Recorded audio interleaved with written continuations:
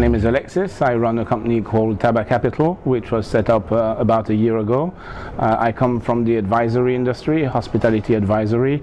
I've held a few roles in the major international hotel advisory company in London and France, and I always had the UAE as part of the region, one of the regions that I was in charge of. So I've got an affinity with Dubai and the UAE.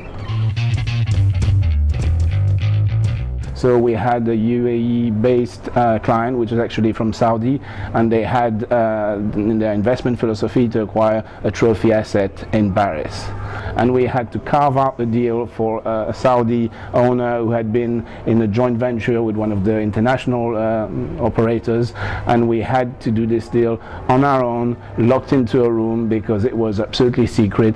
The Saudis didn't speak French. The American brand that we were representing as well didn't understand very well the local philosophy, so we had to basically do a lot of translation. So my first memorable transaction was more about translating and understanding culture than actually being savvy at numbers and hotel management or hotel terms and conditions. It was the largest single asset transaction in 2009.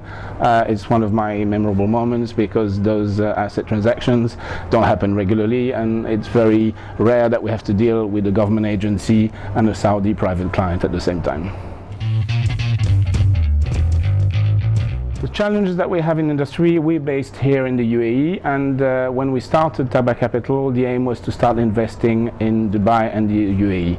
But the market conditions with the ramp up to 2020 has actually made investing local parameters in terms of land prices and room prices and doing a transaction here very challenging.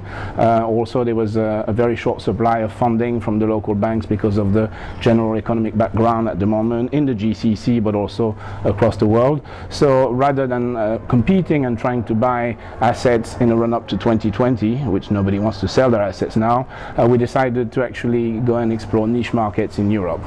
And we've identified a couple of niche markets, either coming out of recession process or being affected by geopolitical events. We looked at Portugal, Spain and Belgium, and we've just completed our first transaction in Portugal, in Lisbon, where we're hopefully going to announce the opening of a new Marriott Moxie hotel.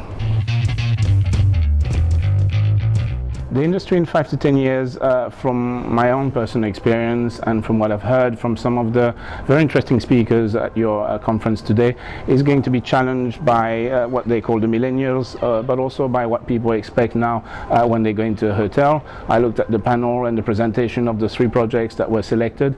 People are going to be looking for experiences and a set of different experiences more than just going into a branded hotel which they've known or which they've been recommended to. When you go to a hotel, and when I go to a hotel, particularly in the type of hotels that Dubai is able to offer in the 5-star and the 4-star segment, you want a different experience, you want excitement, you want pleasure, you want to walk out of that hotel experience with something that's memorable that you're going to remember for the years or for the sort of period to come.